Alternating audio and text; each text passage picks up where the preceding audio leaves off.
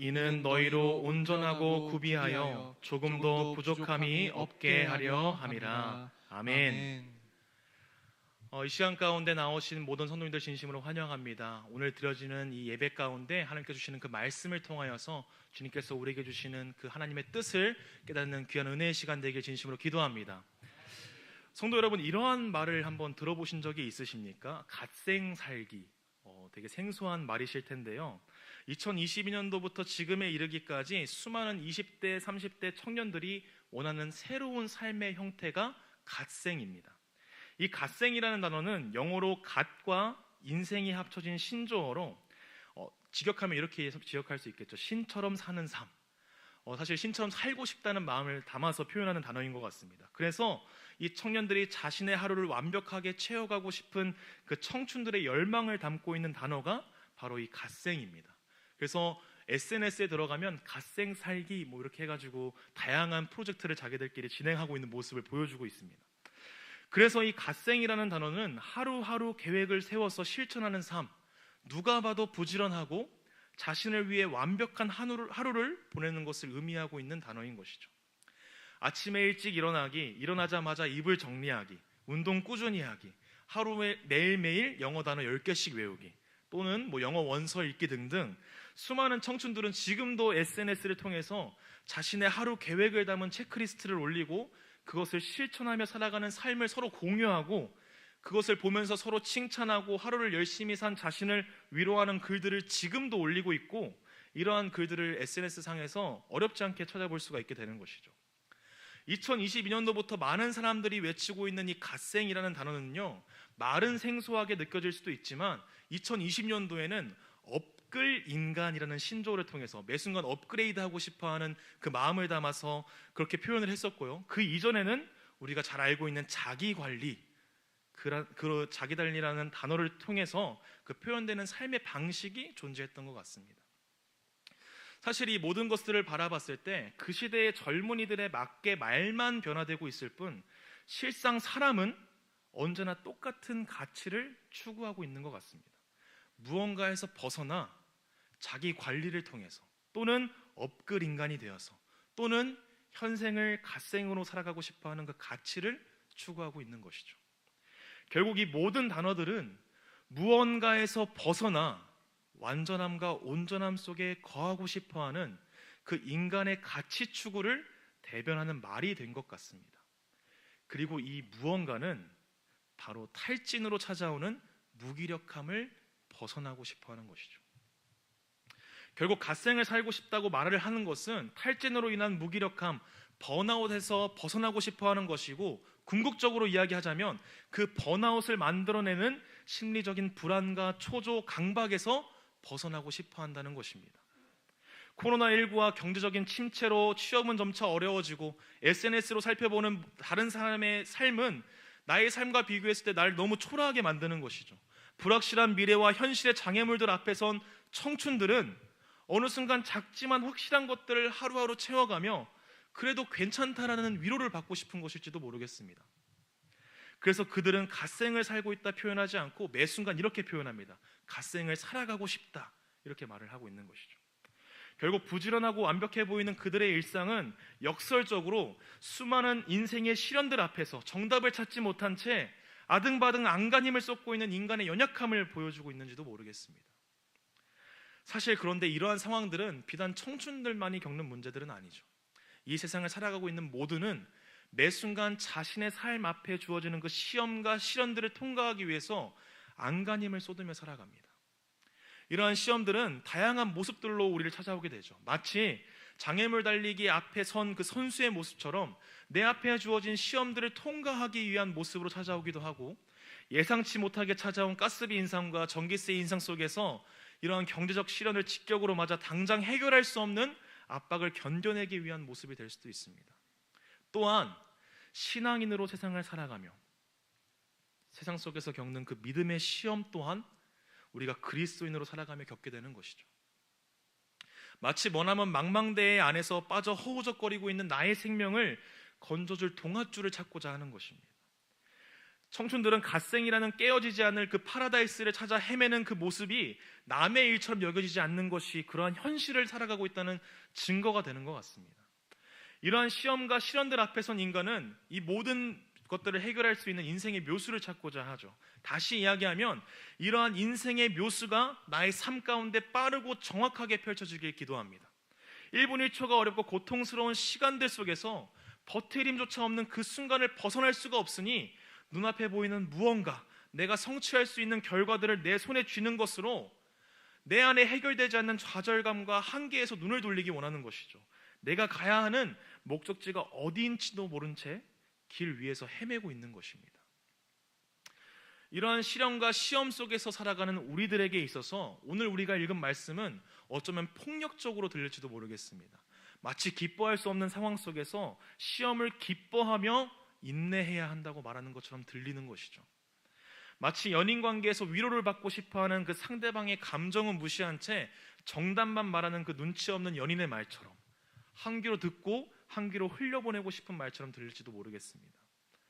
그래서 이 말씀 앞에선 우리는 말씀 가운데 위로와 은혜를 경험하기보다는 오히려 말씀내로 인내하며 기뻐하지 못하는 자신을 책망하게 되거나 시험과 시련의 순간 속에서 또는 원망 섞인 비난 속에서 매 순간 말라가고 계시지는 않나요?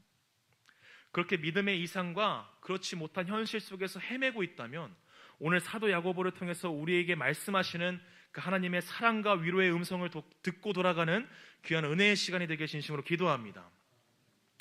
야고보는 오늘 말씀을 통해서 우리의 삶 가운데 주어진 문제에 대한 하나님의 대답을 들려주고 있습니다. 그것은 바로 시험 앞에 선 성도의 삶을 어떻게 바라봐야 하는가, 또한 어떻게 해결할 수 있는가에 대한 대답인 것이죠. 야고보는 오늘 말씀에서 시험에 대해서 이렇게 이야기하고 있는데요, 여러 가지 시험 이렇게 표현하고 있습니다. 온갖 종류의 시험에 대해서 이야기하고 있는 것이죠. 단순히 신앙인으로 세상 속에서 겪는 믿음의 시험 또는 나의 그릇된 욕심과 육체의 정욕으로 인해 생기는 허물들 중 한 가지를 말하고 있는 것이 아니라 세상 속에 흩어진 성도들이 만나는 모든 어려움에 대해서 말하고 있는 것입니다. 그러한 인생의 모든 여정 가운데에서 야고보를 통해서 하나님께서 우리에게 주시는 말씀은 온전히 기쁘게 여기라 라는 것입니다.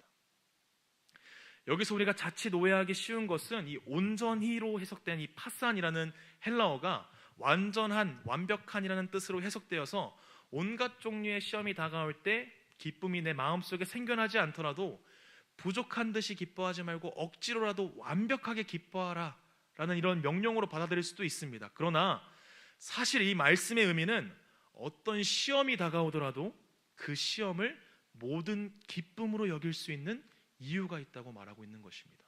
NIV 성경에서는 이 부분을 이렇게 표현합니다. Count it all joy. 모든 기쁨으로 그것을 헤아려 보라 라고 말을 하고 있는 것입니다. 어떤 종류의 시험이든지 그 종류에 상관없이 우리가 가진 모든 기쁨을 모두 터뜨려 기뻐해야 할 어떠한 이유가 이미 우리에게 주어졌다고 말을 하고 있는 것이죠. 그 사실을 선포하고 있는 것입니다. 시험 속에서 기뻐할 수 있는 이유가 도대체 무엇입니까? 제가 고등학교 시절을 같이 보내면서 정말 깊은 관계로 지금까지 친하게 지내는 친구가 있습니다. 이 친구를 교회로 끌고 오기 위해서 정말 많은 노력을 했는데 아직까지도 아직 교회에 데리고 오지 못했던 그 마음에 좀 남아있는 친구가 있는데요. 사실 이 친해진 이유가 고등학교 시절에 서로의 아버지가 둘 다 암투병을 하신 겁니다. 그래서 아주대병원에 똑같은 시기에 암 수술을 하시고 또 이제 치유 때문에 한 일주일 동안 같이 입원을 하고 계셔서 친구가 위에 층에 있었고 그 아래층에 저희가 있었거든요. 그래서 만나가지고 친해지면서 이제 더 친한 친구가 되었는데 이 친구가 교회를 다니지 않던 이 친구가 교회를 싫어하게 되는 결정적인 이유가 한 가지 있었는데요. 이제 이 친구의 아버지가 암투병을 하시다가 결국 이제 조금 시간이 지나시고 이제 하나님의 품으로 가셨습니다. 그래서 이 친구는 교회를 다니지 않았는데 부모님은 또 교회를 다니고 계셔서 이제 교회 성도님들께서 이제 조문으로 오신 거죠. 그래서 어머니가 다니던 교회 성도님들이 친구의 손을 잡고 이렇게 이야기한 겁니다. 그래도 아버지가 하나님의 품으로 가셨으니까 너무 슬퍼하지 마세요. 기쁜 일이고 좋은 일이잖아요. 이렇게 이야기했다는 것입니다. 그 친구가 그 이야기를 듣고 나서 그 다음 주에 저한테 와서 화를 내면서 이렇게 이야기했습니다. 아버지가 돌아가신 것이 어떻게 기쁜 일이냐고, 행복한 일이 될 수 있냐고 말을 하는 것이죠. 저는 그 앞에서, 그 믿지 않는 친구 앞에서 아무 말도 하지 못했던 그 기억이 아직도 선명하게 있습니다. 예수님을 만나지 못한 사람에게 정말 말 못할 시련이 찾아왔을 때, 숨쉬기조차 어렵고 깊은 슬픔과 낙심 가운데 빠져 있을 때 기뻐하라는 명령이나 권유는 사실 말도 못한 상처가 되는 것입니다. 그럼 또한 예수님을 알고 믿는 자들에게도 기뻐할 수 없을 때 억지로 기뻐하라고 노력하는 것은 너무나도 슬픈 일이며 잔인한 언행이 될 수 있는 것이죠. 억지로 순종할 수 없는 상황에서 순종할 때에도 부어주시는 그 하나님의 은혜가 분명히 있겠지만, 그럼에도 하나님께 뜻을 알지 못하고 고통 속에서 신음하는 것은 안타까운 일이며 슬픈 일이 되는 것입니다. 그러나 분명히 하나님께서는 야고보를 통해서 우리가 온갖 시련 속에서도 기뻐할 수 있는 이유를 우리에게 알려주십니다. 우리 다 같이 3절과 4절의 말씀 함께 읽어보도록 하겠습니다. 3절과 4절 말씀 시작. 이는 너희 믿음의 시련이 인내를 만들어내는 줄 너희가 알미라. 인내를 온전히 이루라. 이는 너희로 온전하고 구비하여 조금도 부족함이 없게 하려 함이라. 아멘. 오늘 말씀에서 우리가 기뻐할 수 있는 이유에 대해서 하나님께서 분명하게 말씀하십니다. 우리가 이미 알고 있는 것이 있기 때문이라고 말씀하시는 거예요. 그 알은 바로 우리의 삶 가운데 우리 안에 믿음이 주어졌다는 사실과, 그리고 그 믿음이 살아있다는 사실과, 그리고 그 살아있는 믿음 안에서 하나님이 주신 인내가 작동하고 있고, 그 인내의 종착역은 온전함이기 때문이라고 말을 하고 있는 것이죠. 다시 한번 말씀 보여주시겠어요? 말씀 한 번만 다시 보여주시겠어요? 인내를 온전히 이루라. 이는 너희로 온전하고 구비하여 조금도 부족함이 없게 하려 함이라. 온전하고 구비하여 조금도 부족함이 없게 될 것을 성취하게 될 것이기 때문이라고 말씀하고 있는 것입니다. 사람은 시련 앞에서 공통적으로 분노하며 슬퍼하며 절망 속에 빠지거나 허무함 속에 빠지게 됩니다. 그러나 성도는 그 모든 것을 다 쏟아내고 난 후에 마음속 깊은 곳 그 밑바닥에서 솟아오르는 한 가지를 발견하게 됩니다. 그것은 바로 하나님만이 참된 소망이 되신다는 것을 깨닫게 되는 일이죠. 좌절과 배신감 속에 뒤엉킨 모든 것들이 다 쏟아지고 난 후에 나를 위해 이러한 좌절과 배신감 속에서도 십자가에 달리신 예수님의 은혜와 사랑이 내 안에 깨어나고, 이러한 악함 속에서도 나를 사랑한다 말씀하시는 그 하나님의 깊은 사랑과 그의 셀 수 없는 은혜가 내 마음 저 깊은 곳에서 깨어나게 되는 것입니다. 그렇게 언제나 나와 함께 하시고 지금도 앞으로도 나를 이끄실 그 하나님을 만나게 되는 것이죠. 우리는 그러한 모습을 어렵지 않게 찾아볼 수 있습니다. 시편 22편에서 다윗은 하나님 앞에 나와서 이렇게 말하는 것으로 시작합니다. 1절의 말씀 제가 읽어드리겠습니다. 내 하나님이여 내 하나님이여 어찌 나를 버리셨나이까? 어찌 나를 멀리하여 돕지 아니하시오며 내 신음소리를 듣지 아니하시나이까? 자신의 처지를 돌아보지 않고 자신의 신음소리를 들으시지 않는 그 하나님에 대하여 따지고 있는 모습을 우리가 바라보게 되죠. 그러나 시편 22편에서 다윗의 고백은 어느새 19절을 지나며 간절한 기도의 고백으로 하나님께 올려드리게 됩니다. 여호와여 멀리하지 마옵소서. 나의 힘이시여 속히 나를 도우소서. 그리고 이러한 고백 후에 다윗은 하나님의 영광을 찬양하게 됩니다. 우리 다 함께 22절의 말씀 함께 읽어보도록 하겠습니다. 시작. 내가 주의 이름을 형제에게 선포하고 회중 가운데에서 주를 찬송하리이다. 아멘. 다윗은 하나님 앞에 나와 자신의 모든 아픔과 슬픔과 고통을 쏟아냅니다. 그런데 그 쏟아내는 와중에 이 세상의 유일한 소망은 하나님뿐이라는 사실을 깨닫게 되었고, 그러한 믿음 안에서 인내할 수 있는 힘이 생겼으며 하나님을 향한 존귀와 찬양을 올려드릴 수 있게 된 것입니다. 어찌하여 날 도우시지 않는 그 하나님에 대하여 간절히 기도할 수 있게 되고, 그 안에서 형제들에게 선포하고 회중 가운데 주를 찬송할 수 있는 믿음이 피어나게 되는 것이죠. 그의 현실과 상황을 초월하시는 그 하나님이 나를 사랑하고 있다는 그 사실을 깨닫게 되었기 때문입니다. 그리고 그는 현실과 상황은 바뀌지 않고 여전히 시련 속에 있지만 그 시련보다 더 중요한 가치이며 그럼에도 기뻐할 수 있는 참된 소망을 마음속에 깊게 품게 되는 것이죠. 다윗은 할 수 없었지만 하나님께서 그의 삶 가운데 시련 속에서도 기뻐할 수 있는 소망과 믿음을 허락하여 주셨고, 인내할 수 없고 기뻐할 수 없어 부르짖었던 그 다윗의 입술을 통하여 간절한 기도가 터져 나오게 하는 것입니다. 하나님의 때를 기다리게 하시고 연약하고 약한 나를 그럼에도 사랑하시는 그 하나님의 은혜와 그 사랑에 힘입어 주님의 이름을 선포하고 찬송할 수 있게 하셨다는 것을 믿으시길 바랍니다. 우리가 시련 앞에서도 모든 기쁨으로 기뻐할 수 있는 이유가 여기에 있습니다. 어떠한 상황이 오더라도, 어떠한 현실이 우리 앞을 막아서더라도 나를 사랑하시어 독생자를 아낌없이 내어주신 그 하나님의 사랑이 지금도 우리와 함께 하시기 때문입니다.